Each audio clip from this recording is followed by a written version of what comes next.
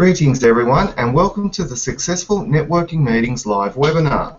This is one of the modules associated with the First Class Financial Group webinar training platform. Now before we get started, I just want to make sure that everybody can hear me okay. Michelle, can you hear me? Yes, I can hear you. Great. Just to let everybody know that for the duration of the webinar, I'll have everyone's microphone muted. So if you do have any questions regarding the content, please write them down as we'll be having a Q&A session at the end. For those of you who do not know me, I am Michael Lee and my role is to help all First Class Financial Group franchisees develop and grow their franchises. So let's get started. Networking meetings are a low-cost marketing strategy, which is a great idea to add to your overall marketing mix. If you ask a range of business people what their opinion is on the effectiveness of networking, you'll get a varied response. Some people swear by the strategy, sometimes claiming to have made the activity a lifeblood to their business, while others will scoff and say it's a waste of time. So why the difference of opinion? It comes down to many factors. Some of these factors include the purpose of the networking group, the members within it, timing, rules, and the list goes on. However, one of the biggest factors is how well you are at making them work for you. A part of the challenge for many people when it comes to successfully networking is there are two areas that must be done consistently and well, but they don't tend to gel with one personality. The two areas are personal communication skills and excellent procedure following. Generally, people who are personable, social, talkative, and love to get to know people are not also disciplined and focused on procedure, follow-up, and systematic long-term contact. Successful networkers understand how to be personable and truly connect with people, as well as systematically follow up and contact people at appropriate times without getting distracted by the busyness of business, and this requires a system. Networking is potentially a very effective way of leveraging your business if you practice what you learn. And when you start getting good results, you can start exploring the idea of training members of your team to do it on your business's behalf. The purpose of this webinar is to provide you with strategies for attending networking meetings, being able to approach a group of people that already know one another, and create follow-up processes as to build long-lasting relationships and to give everybody an understanding of these parameters and what they're used for. Now, during this event, we'll go through how to be more confident talking to people you do not know, the Jeff Kirkwood 5x5 networking process, and mastermind groups. What are they and how do they work? Apart from speaking in public, speaking to strangers is one of the biggest fears that most business owners have. Actually, I say business owners, but that fear extends to most people whether they have a business or not. So why is that? Why should speaking to people we don't know scare us so much? I personally think it comes down to insecurities, fear of rejection, and even what we're taught as children. It was probably well meant and good advice at the time, but can seriously hold back your business success if you apply it in a networking meeting. So how can we overcome this? What can you say and do so that you feel comfortable attending a networking meeting and talking to people you don't know and would like to start a relationship with? Well, it's important to believe in yourself, because if you don't believe in yourself, your abilities and your business, then clearly no one else will either. Ask yourself, why would someone not want to speak to me? One of the biggest causes of fear is what we say to ourselves. You know that little voice in your head that says things like, I bet they wouldn't be interested in what I have to say. Maybe they have someone already offering a service like mine, or my business is too small. Maybe I'll wait until my business is a bit bigger. The first thing you can do is listen to that little voice in your head, and when you hear you putting yourself down and being negative, change your thoughts. Because if you change your thoughts, it will change the way in which you will feel. If you change the way in which you will feel, you will change the way in which you will act. And if you change the way in which you will act, then you will change the results that you will get. Make a decision right now to stop looking at others and thinking that they are luckier than you, and instead start making your own luck by changing that little voice in your head. Remember, other people have gone to a networking meeting to network. They expect you to approach them, they want to talk to you, and that is why they are there. There are three areas that affect the way we feel when we approach others. The first is the proximity. By that I mean how close they are to us, because you know what it's like when somebody is in your personal space, which can be off-putting. The second is the attractiveness of somebody. If you feel that someone is too attractive or even too ugly, believe it or not, this can make you feel awkward approaching them. The third area is a positive one, and it's similarity. If we feel that someone is like us and has things in common, it makes it much easier to speak to them. A good note for when you attend a networking meeting is you don't necessarily have to talk about business. This can be a great way to break the ice and establish an area of common ground that can help start the relationship. It's important not to prejudge, because we often, without realising, will make a decision about someone within the first few seconds by the way they look or their body language. So if you are prejudging others, you'll be missing out on potential contacts, relationships and business. One of the areas that people often prejudge at network meetings is whether the person that they are speaking to is in a position to give them business. What they don't know, however, is who that person knows, and so even if the person that they are speaking to can't or won't be a customer, it doesn't mean that speaking to them is a waste of time. How you prejudge someone else or how you are prejudged by others is in your control. Now, we were talking earlier about being confident when you're going to walk into a room with strangers. I've shared with you some ideas that you can do to help mentally, but what can you do practically to comfortably walk into a room full of strangers? What should you say to them to break the ice, and how can you break into groups of people who already know each other?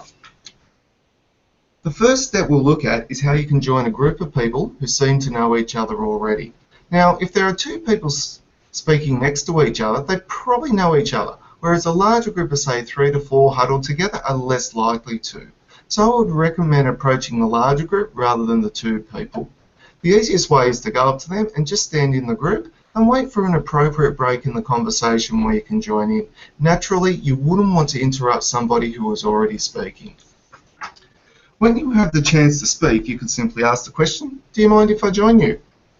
When you are talking, be aware of those around you and avoid going into such minute detail with what you are saying so that the people you are speaking to don't simply switch off. Now, you may spot someone else who looks uncomfortable about approaching a group and is standing on their own. Go and speak to them. It will be a great relief for them and you'll quickly build rapport. Simply say hello, introduce yourself and ask questions about what they do and their business. Remember, people are more interested in themselves and you. The next step for attending networking meetings is to have a clear outcome of what you want to achieve. So let's have a look at how you can plan that. Networking meetings are about building relationships and gaining from those often over a period of time. Before you attend one, it's important to know what you want from the meeting and what you can give. There are two types of people that attend these events. Let's call them hunters and farmers. The hunters are out for a quick gain, whereas the farmers are more interested in sowing the seeds now for a bigger long-term gain. The networking process that we highly recommend is the Jeff Kirkwood 5x5 networking process, and the best person to explain it is Jeff himself.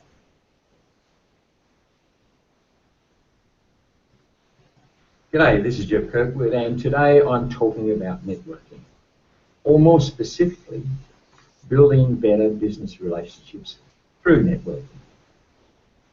You know, I've been involved in networking for probably 20 years, and I've been involved in business for well over 40 years. And one of the things I've observed is that most people don't really understand the concept of networking. I see people at networking meetings who run around collecting business cards as if there's a prize at the end of the night, or at the end of the luncheon, or end of the breakfast, for the number of business cards collected. And yet, those same people will take them back to their office, they'll sit them on the desk for a week or two, then they'll move them to the credenza where they'll collect dust, and after about a month, they'll probably file them in the round filing bin. What a waste that was. What I'd like to talk to you about, and what I'd like to suggest to you, is a plan to capitalise on your networking. You know, when I speak to business groups, and I do that in countries all around the world, Most people will tell me they have a plan and a process for everything they do in their business. Well, almost everything. If I was to ask those same groups, what's the best way to build business, they will tell you networking. And yet when I ask them how many of them have a plan for their networking, very few will put their hands up. Now that simply doesn't make sense. So let me outline for you the plan that I use and that I know is successful. In fact, I built the world's biggest referral organisation in Australia simply using this plan.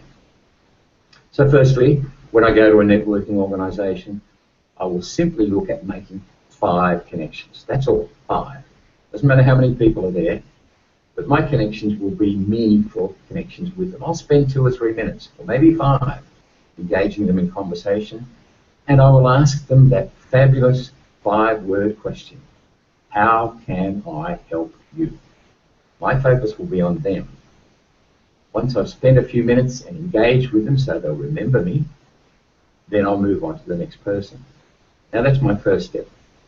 Now either that evening or at the most the next day, I will send them a voicemail message. I use a program on my iPhone called Voice for Mail, and I will send them a personal message. G'day John, it was nice to meet you. Hello Sue, it was nice to meet you. And to their computer will come a message that says Jeff Kirkwood has a message for you, and there will be my voice playing for them. You know what most people do? They send them an email. Fabulous for conveying information, the most impersonal thing you can do for building a relationship.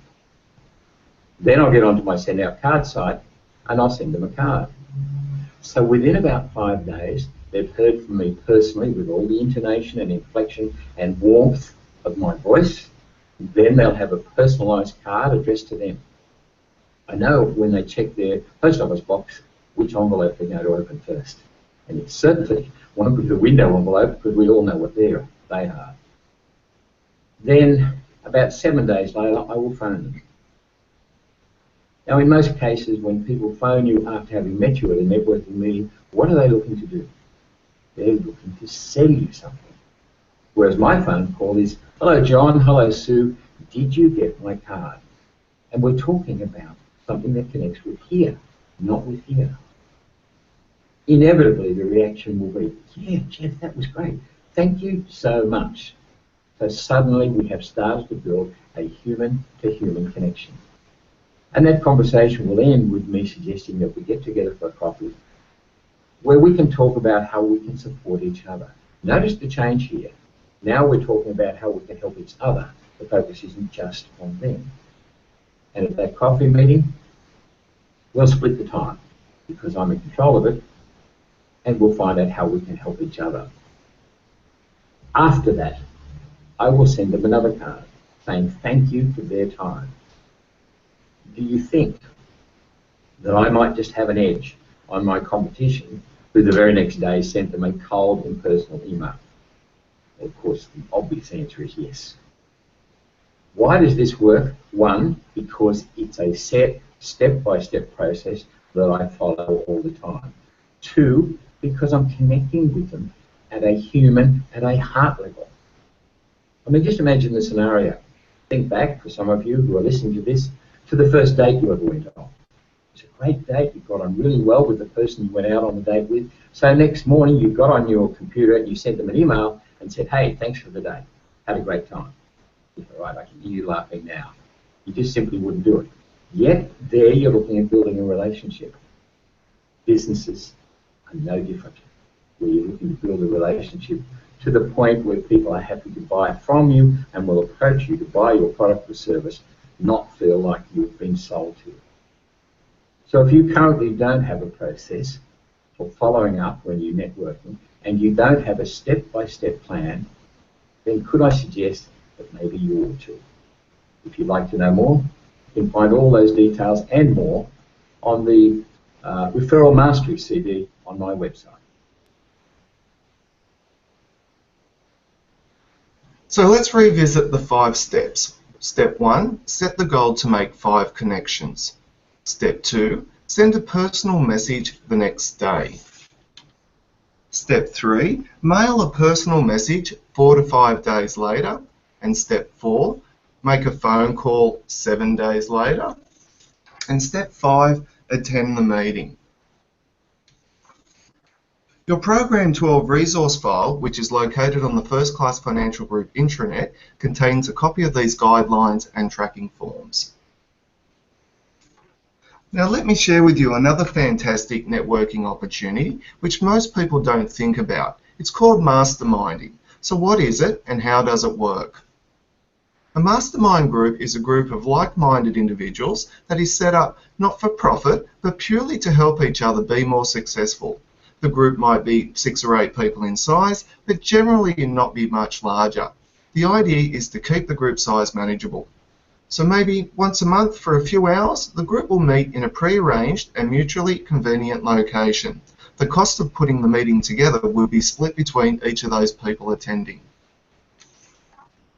Now, to make this sort of meeting work, there must be complete trust, honesty, and confidentiality. Everything you do is to help others, not for personal gain, as that will come. So the format for the meeting is that there will normally be a chairperson who is running the meeting. The person will alternate each meeting so different people have the chance. Each person then spend a few minutes talking about what they have achieved since the last meeting, both in their personal and business lives. There could be a topic up for discussion such as how to get more clients. Each person in the group can then give input into the discussion with ideas that have worked for them. Each meeting there will normally be someone who is selected to be in what we call the hot seat. This person will come to the meeting with a burning problem that they wish to fix. It could be personal or business. Each person in turn will ask probing questions to really understand the problem in detail and what actions they have already taken to try and fix it. When everybody fully understands the problem, you'll go around the table with each person putting forward a solution. The person in the hot seat will then be accountable to the group at the next meeting and discuss the action they have taken. Naturally, each person will have a chance to be in the hot seat at some point. Let's now have a look at the mastermind group guidelines, starting with organising the group. So find 6 like-minded people to be in the mastermind group. Carefully screen each potential member to check suitability with every member of the group. Research, select and arrange a suitable venue for the group. Get agreement from all members to equally contribute to cover expenses for facilitating the meetings, and get agreement to topics for discussions at the meetings. While at the meeting, select a person to chair a meeting. Each member shares a 30-second update on what they choose.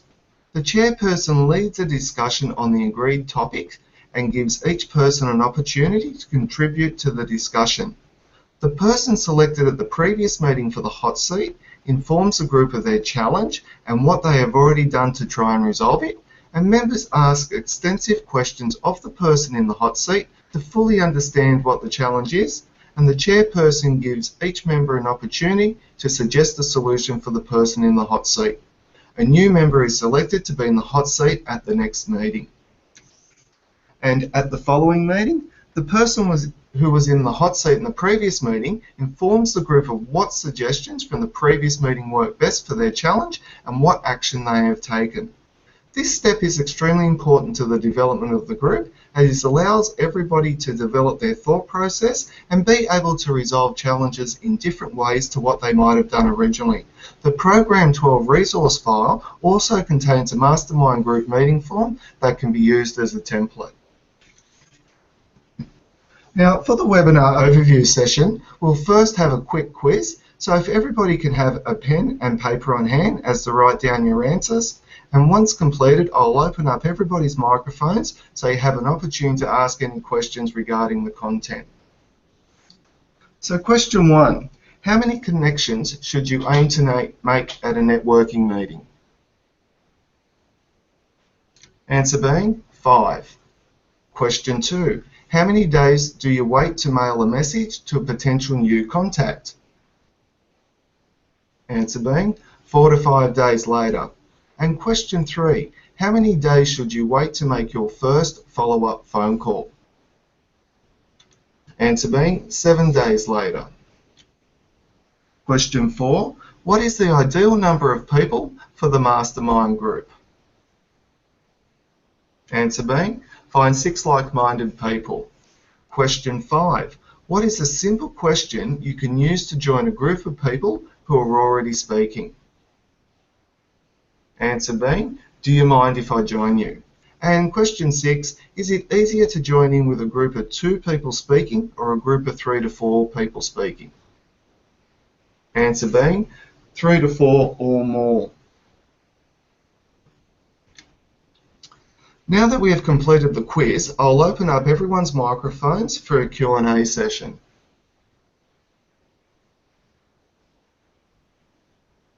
Michelle, we'll start with yourself. Do you have any questions? My question is about when you're in the networking meeting for the first time and you go to approach that group of 4 people, and how do you find an opening to get in, physically, I mean, because sometimes when you approach them they seem huddled. Okay. Well, normally if they're in a group of 3 to 4, they're going to be standing in a circle, so they're not actually going to be shoulder to shoulder. So what I would recommend is just stand behind the groups in one of the gaps, and you know, the people you're standing behind are going to know that somebody's there, and obviously the people opposite you are going to see you as well. So it'll be a great opportunity just to stand there, and 9 times out of the 10, the people opposite are just going to say, oh, hey John, you know, there's somebody there that wants to join in. Can you just open up a bit as well? Okay, thank you. Not a problem. Did you have any other questions? No, it was quite thorough. Okay, great.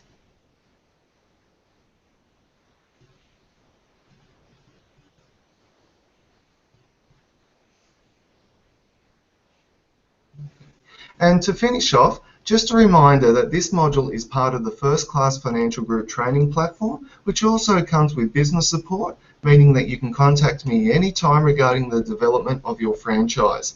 You'll see on the slide all of the contact details, and a record of this webinar and a copy of this presentation can be located on the First Class Financial Group intranet. There's also a workbook, some audio and video files to further your understanding and development. Now, thank you to everybody for attending. I hope you have found the content practical and informative. And remember, running any business is meant to be fun.